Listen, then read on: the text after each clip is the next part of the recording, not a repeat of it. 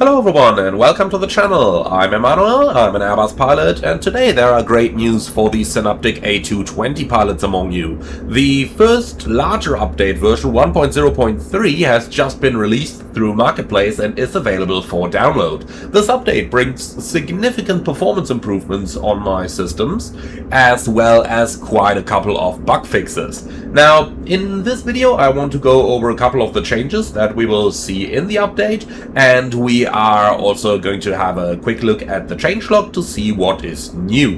Now, kinda needless to say, but I know that some of you are going to ask, so I'm just going to include it at the beginning of the video anyway. Obviously, this is an update that has been in the making for about a week since the release, so while it does address quite a lot of things that you guys have brought up, and while it does bring some great performance improvements, this update does of course not fix every single one issue, and obviously it does not represent the last possible optimization for the performance. That is all a continuous ongoing progress, and as you have seen from many of the past Flight Simulator releases, updates and post-release fixes often take month and month, and Synaptic is obviously doing exactly that.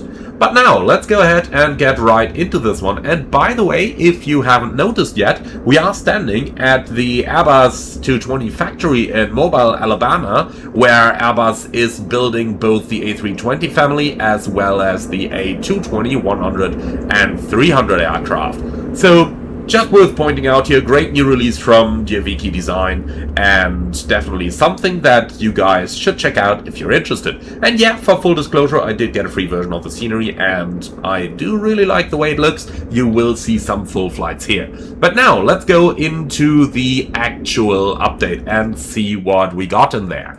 So, first of all, let's quickly talk about the version number. It's 1.0.3, even though it is kind of the first real update. That's because of the way that Marketplace works. Every time a hotfix is supplied, it goes up with a version number, and there was the first hotfix right after release, and then there was obviously also a little fix for FS 2020, which brought that particular version number to 1.02. So in order to keep them in sync with both 2024 and 2020, they're going right to 1.0.3. Now, let's have a look into the changelog and see what is new with this update.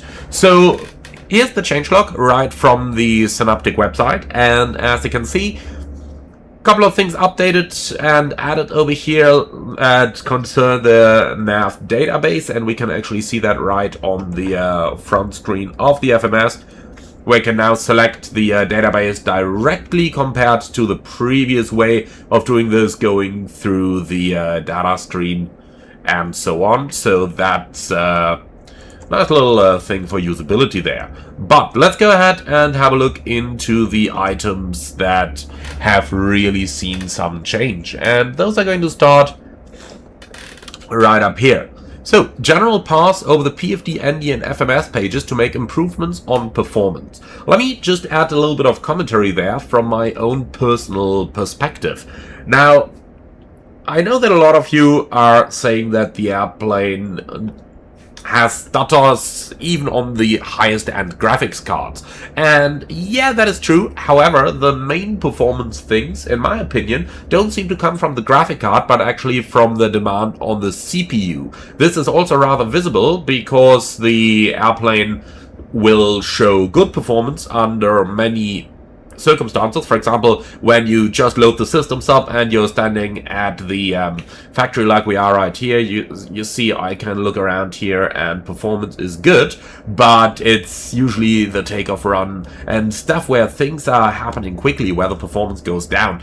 In my opinion, that is a point that directs to the systems for the performance impact rather than the visuals. Therefore, this little item at the very front over here should absolutely not be underestimated. And indeed, we can, or at least I can, see a great improvement in the performance during the takeoff and the landing phases of flight, as well as the initial climb, which are those phases where the performance impact was heaviest at first.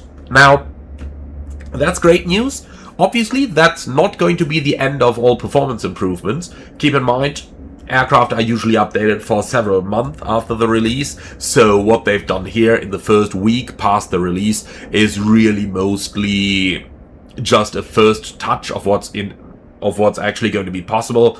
Remember guys, the Phoenix 320 when it first released also had atrocious performance, then they did updates and now it performs really, really well. So I'm really positive that they are going to get those under controls. Then 3 different wasm crashes have been fixed over here. Flight phase not being reset correctly after a turnaround. That is an interesting one, because that includes, for example, the GPWS activation that we had during a turnaround. Now, I still have a couple of videos recorded with the old version, and when those release, you will see that as soon as we go airborne, you will get a GPWS pull-up warning, and all of that stuff has been fixed over here. Now, apart from that, there are quite a couple of things that are quite a couple of things there that have been changed, as you can see on the screen.